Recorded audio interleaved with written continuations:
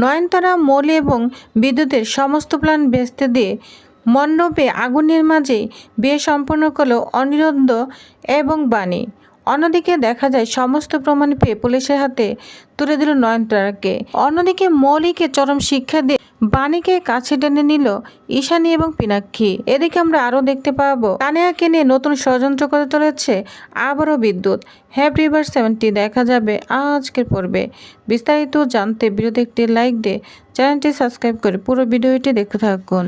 আগুনের লেনিহান শিখা মুহূর্তের মধ্যে পুরো পরিবেশটাকে গ্রাস করতে শুরু করেছে। বিয়ের মণ্ডপে উপস্থিত সবাই প্রাণ ভরে ছোটাছুটি করছে, কেউ বুঝতে পারছে না ঠিক কী ঘটেছে। আর এই সমস্ত কিছুর পিছনে রয়েছে এক ভয়ঙ্কর পরিকল্পনা। নয়নতারা অনেকদিন ধরে বাণী এবং অনিরুদ্ধকে নিজের পথে কাটা বলে মনে করেছিল। এমন ফাঁদ পেতেছে যেখান থেকে তাদের আর ফিরে আসার কোনো উপায় নেই।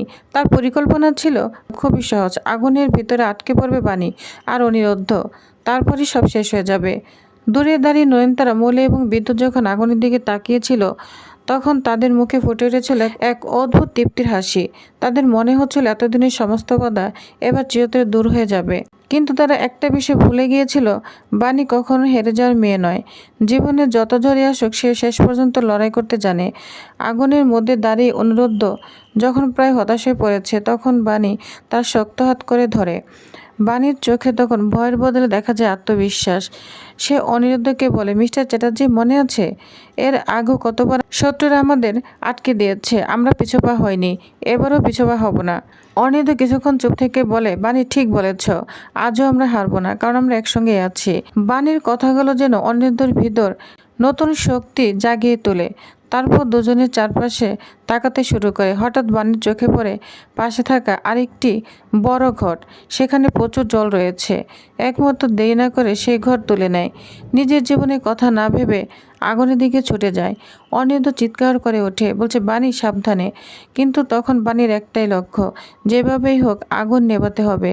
সে বারবার জল ছড়াতে থাকে আর সাত পাক ঘুরতে থাকে। অনিরুদ্ধ তাকে সাহায্য করতে শুরু করে। কিছুক্ষণ পরে পরিবারের অন্য সদস্যরাও এগিয়ে আসে। সকলের সম্মিলিত চেষ্টায় ধীরে ধীরে আগুন নিয়ন্ত্রণে আসতে শুরু করে। আর ঠিক তখনই দূরে দাঁড়িয়ে থাকা নয়নতারা, মৌলের, বিদ্যুতের মুখের হাসি যেন মিলিয়ে যায়। তাদের চোখে মুখে স্পষ্ট ভয়ের ছাপ, কারণ তাদের পরিকল্পনা ব্যর্থ হয়েছে। বাণী আবারও বেঁচে গিয়েছে, আর শুধু বেঁচেই যায়নি, সবাইকে বাঁচিয়েছে। আগুন পুরোপুরি নিয়ন্ত্রণে আসার পর চারপাশে এক অদ্ভুত নীরবতা নেমে এসেছে। সেই নীরবতা ভাঙে ঈশানী। সে ধীরে ধীরে বাণীর কাছে এগিয়ে আসে, তার চোখে জল। আজ এতদিন পর সে বুঝতে পেরেছে বাণী কতটা নিঃস্বার্থভাবে পরিবারের জন্য লড়াই করেছে। ঈশানী অনিরুদ্ধের দিকে তাকিয়ে বলে, আর কত অপেক্ষা করবে? আজ বাণীকে তার প্রাপ্য সম্মান দাও। সবাই অবাক হয়ে তাকিয়ে থাকে। ঈশানী আবার বলে, আজ সবার সামনে বাণীর স্মৃতিতে সিঁদুর পরিয়ে দাও অনিরুদ্ধ। মুহূর্তের জন্য অনিরুদ্ধ চোখ জলে ভিজে ওঠে। সে ধীরে ধীরে সিঁদুরের কোটা হাতে তুলে নেয়। বাণীও চুপচাপ দাঁড়িয়ে থাকে, তার চোখে জল পড়তে থাকে। তারপর সবার সামনে অনিরুদ্ধ বাণীর স্মৃতিতে সিঁদুর পরিয়ে দেয়। সেই দৃশ্য দেখে পরিবারের অনেকেই আবেগে কেঁদে ফেলে, কারণ এতদিনের অসম্পূর্ণ সম্পর্ক আজ পূর্ণতা পেয়েছে। কিন্তু সুখের সেই মুহূর্ত বেশিক্ষণ স্থায়ী হলো না। হঠাৎ পিনাক্ষী প্রশ্ন করে বসে, একটা কথা বলো তো, আগুনটা লাগলো কিভাবে? প্রশ্নটা শুনে চারপাশ আবার নীরব হয়ে যায়। বাণী ধীরে ধীরে সবার দিকে তাকায়, তারপর শান্ত গলায় বলে, যখন শত্রু ঘরের ভিতরেই থাকে তখন বাইরের শত্রুর কোনো দরকার হয় না। বাণীর এই কথা অনেকে অবাক হয়ে যায়। ঈশানীর সঙ্গে সঙ্গে বলে, প্রমাণ ছাড়া কাউকে দায়ী করা যায় না।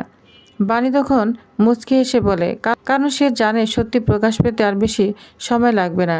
এরপর ঘটনাটা এমন মোড় নেয় যা কেউ কল্পনা করতে পারেনি। ঈশানী বিদ্যুতের দিকে তাকিয়ে বলে, এখন এসব বাদ দাও। বিদ্যুৎ, তুমি মৌলের স্মৃতিতে সিঁদুর পরিয়ে দাও। কথাটা শুনে বিদ্যুৎ একদম ফ্যাকাশে হয়ে যায়, তার মুখের রং।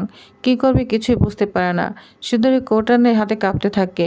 এদিকে মৌলি তো ভয়ে মুখটি শুকিয়ে যায়। তখন ধমকাতে থাকে ঈশানী, বলে, বিদ্যুৎ, কেন দেরি করছো? তুমি মৌলির স্মৃতিতে সিঁদুর পরিয়ে দাও। তখন ভয়ে তার হাত কাঁপতে থাকে। ওই মুহূর্তে আমরা দেখতে পাবো মৌলি না করে ওঠে, বলছে, না, সিঁদুর পরানোর কোনো দরকার নেই। মৌলির এমন আচরণ দেখে সবাই তো অবাক হয়ে যায়। কেন সে এত ভয় পাচ্ছে? কি লুকাতে চাচ্ছে? বিদ্যুৎ বাধ্য হয়ে সিঁদুরের কটা হাতে তুলে নিল, কিন্তু ঠিক যখন সে মৌলির স্মৃতিতে সিঁদুর পরে দিতে যাবে ঠিক তখনই পিছন থেকে হাতটা ধরে ফেলে কুয়াশা। সবাই তো অবাক হয়ে যায়। কুয়াশা একদম সিঁদুরের কৌটো সবার সামনে ফেলে দেয়, যা দেখে সবাই হতবাক হয়ে যায়। সবাই তখন কুয়াশার দিকে অবাক হয়ে তাকিয়ে থাকে। কুয়াশা তো চোখে রাগ, একদম মুখে ক্ষোভ, তার হৃদয়ে জমে থাকা অসংখ্য প্রশ্ন। কুয়াশা বিদ্যুৎ দিকে তাকিয়ে চিৎকার করে বলে, তোমার শ্বাস তো কম নয়, একটা বউ থাকতে আবার বিয়ে করতে এসেছো? মুহূর্তের মধ্যে পরিবেশটা একদম বদলে যায়। বিদ্যুৎ ঘামতে শুরু করে, মলির মুখ ফ্যাকাশে হয়ে যায়, আর পরিবারের সবাই বুঝতে পারে আজ বড় একটা সত্যি সামনে আসতে চলেছে। কেউ যেন নিজের চোখকে বিশ্বাস করতে পারছে না। যে মেয়েটাকে সবাই এতদিন ভুল বুঝেছে, সেই মেয়েটা বোঝা বইতে এখানে চলে এসেছে। কুয়াশা আজ সবার সামনে দাঁড়িয়ে আর তার চোখের দৃষ্টির জন্য বলে দিচ্ছে আজ আর কোনো মিথ্যে টিকবে না। বিদ্যুৎ বারবার নিজেকে সামলানোর চেষ্টা করছে, তার কপাল বেয়ে ঘাম ঝরছে। সে তখন কাঁপা কাঁপা গলায় বলে, কুয়াশা তুমি ভুল করছো, ব্যাপারটা তেমন নয়। কিন্তু কুয়াশা এবার দুর্বল হওয়ার নয়, সে রাগান্বিত হয়ে বলে, ভুল? কে ভুল? ভুল আমি এতদিন করেছি, তোমাকে বিশ্বাস করে ভুল করেছি, তোমার কথায় ভরসা করে ভুল করেছি, কিন্তু আজ কখনোই ভুল করব না। কথাগুলো শুনে সবাই তো অবাক হয়ে যায়। মৌলি ভয় পেয়ে বিদ্যুতের দিকে তাকিয়ে থাকে, কারণ সে বুঝতে পারছে এতদিন ধরে যত মিথ্যা জাল বোনা হয়েছে সব কিছু আজ ধরা পড়বে। ঈশানী তখন ধীরে ধীরে কুয়াশাকে প্রশ্ন করতে থাকে, তার চোখে প্রশ্ন। সে জানতে চায়, তুমি কি বলতে চাচ্ছ কুয়াশা? কুয়াশা তখন বলে, আমি এখন বিদ্যুতের আইনত স্ত্রী, আমাদের এখনও ডিভোর্স হয়নি। যা শুনে ঈশানী বলে, কি বলছো তুমি? তোমাদের তো ডিভোর্স হয়ে গিয়েছে। কুয়াশা বলে, না, মিথ্যে কথা, আমাদের ডিভোর্স হয়নি। যা শুনে অবাক হয়ে কুয়াশার দিকে তাকিয়ে থাকে। দাদু, পিনাক্ষী সবাই তো অবাক হয়ে যায়। ঈশানী যেন নিজের কানকেও বিশ্বাস করতে পারছে না। বিদ্যুৎ তখন বলে, না না, কুয়াশা মিথ্যা বলছে। বাণী তখন সামনে এগিয়ে এসে বলে, মিথ্যা কে বলেছে সেটা সবাই জানতে পারবে। এই বলে বাণী নিজের মোবাইলে ফোন বের করে। ঘরের সবাই অবাক হয়ে তার দিকে তাকিয়ে থাকে। বাণী ফোনের স্ক্রিন অন করে কিছু ভিডিও চালায়। ভিডিওতে স্পষ্টই দেখা যায় বিদ্যুৎ আর মৌলি নিজেদের মধ্যে পরিকল্পনা করছে, কিভাবে সবাইকে বোকা বানানো যায়, কিভাবে সম্পত্তির লোভে তারা একের পর এক মিথ্যা বলছে, কিভাবে তারা কুয়াশাকে সরিয়ে দিয়ে নিজের সুবিধা নিতে চেয়েছে। ভিডিও শেষ হতে পুরো বাড়ি যেন নিস্তব্ধ হয়ে যায়।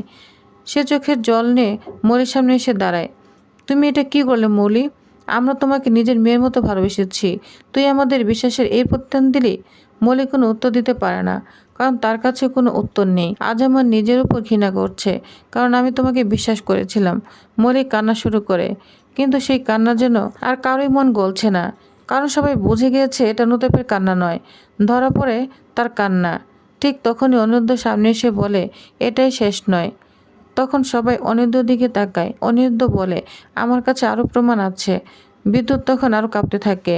নয়নতারার মুখ ফ্যাকাশে হয়ে যায়, কারণ তারা বুঝতে পারে পরিস্থিতি তাদের হাতের বাইরে চলে গিয়েছে।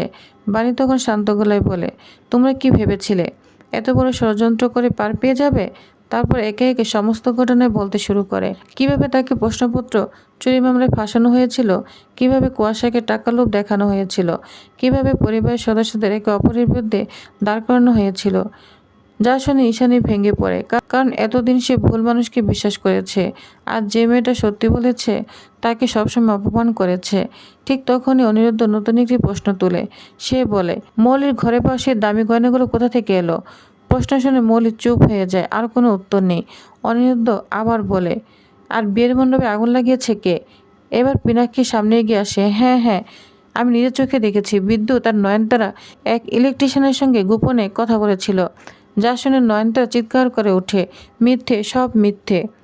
কিন্তু এবার কেউ তার কথা বিশ্বাস করে না, কারণ এতক্ষণ সন্দেহের তীর সোজা তার দিকে ঘুরে গিয়েছে। ঠিক তখনই পুলিশ চলে এসেছে। পুলিশকে দেখে তো নয়নতারার মুখ আরো ফ্যাকাশে হয়ে যায়। পুলিশ তখন বলতে থাকে, তাদের কাছে গুরুত্বপূর্ণ তথ্য এসেছে। অফিসার সামনে এসে বলে, আমাদের তদন্তে নতুন তথ্য পাওয়া গিয়েছে। নয়নতারা অস্থির হয়ে ওঠে, তার বুক যেন কাঁপতে শুরু করে। অফিসার বলে, যে ঔষধ ব্যবহার করে তানিয়াকে নার্ভের ওষুধ খাওয়া হয়েছিল, সেই বোতলে নয়নতারার ফিঙ্গারপ্রিন্ট পাওয়া গিয়েছে। কথাটা শোনার পর সে যেন আরোই চমকে যায়। দাদুর হাত কাঁপতে থাকে, ঈশানের চোখ বড় হয়ে যায়। পিনাক্ষী হতবাক হয়ে দাঁড়িয়ে থাকে, আর নয়নতারার জন্য নিঃশ্বাস নিতে পারছে না। এদিকে বাণী ধীরে ধীরে এগিয়ে আসে। এদিকে বাণী বলে, আমার প্রথম থেকেই সন্দেহ ছিল, তাই আমরা গোপনে ফরেনসিক পরীক্ষা করিয়েছিলাম। অনিরুদ্ধ বলে, রিপোর্ট সব কিছুই পরিষ্কার হয়ে গিয়েছে। নয়নতারা মরে হয়ে নিজেকে বাঁচানোর চেষ্টা করে। সে কান্না করতে করতে বলে, আমি কিচ্ছু করিনি, আমাকে ফাঁসানো হচ্ছে। কিন্তু এবার কেউ তার পাশে দাঁড়ায় না, কারণ সত্যিটা সামনে চলে এসেছে। পুলিশ অফিসার বলে, আপনাকে আগামীকাল থানায় আসতে হবে। নয়নতারা বলে, তোমরা আমার কথা কেউ বিশ্বাস করলে না? কান্না করতে করতে বলে। কিন্তু তার নাটক যেন তখনও শেষ হয়নি। ঠিক সেই মুহূর্তে বাণী শরীর একদম কেঁপে ওঠে। সে মাথা ঘুরে অনিরুদ্ধর কোলে ঢলে পড়ে। তখন সবাই বাণীকে নিয়ে ব্যস্ত হয়ে পড়ে। ঈশানী তো গিয়ে বাণীকে বুকে জড়িয়ে নেয়। আর তখন ওইখানে মলি আসে, মলিকে ধাক্কা মেরে ফেলে দেয়। পিনাক্ষীর কাছে গেলে পিনাক্ষীও ছুঁড়ে ফেলে। তখন বাণীকে বুকে জড়িয়ে ঈশানী কান্না করতে থাকে। এরপর আমরা দেখতে পাবো তানিয়াকে পুলিশে নিয়ে যায়। এরপর বাণীকে রুমে নিয়ে এসেছে। অনিরুদ্ধ তাকে পানি খাওয়াতে থাকে, কিন্তু বাণী কিছুতেই সুস্থ হতে পারছে না। দূর থেকে বিদ্যুৎ তানিয়াকে ডাকে। তানিয়া চলে যায় বিদ্যুতের কাছে, বলছে, তোমার মামামকে এই বরফগুলা দিবে, আমি দিলে নিবে না। তখন বলছে, ঠিক আছে, ভালো রাক্ষস, আমি দিয়ে দিব। এটা বলে বাণীর মাথার উপরে বরফ ঢালতে থাকে। বাণী আরও অসুস্থ হয়ে পড়ে। এদিকে সাথী তানিয়াকে চরম অপমান করতে থাকে।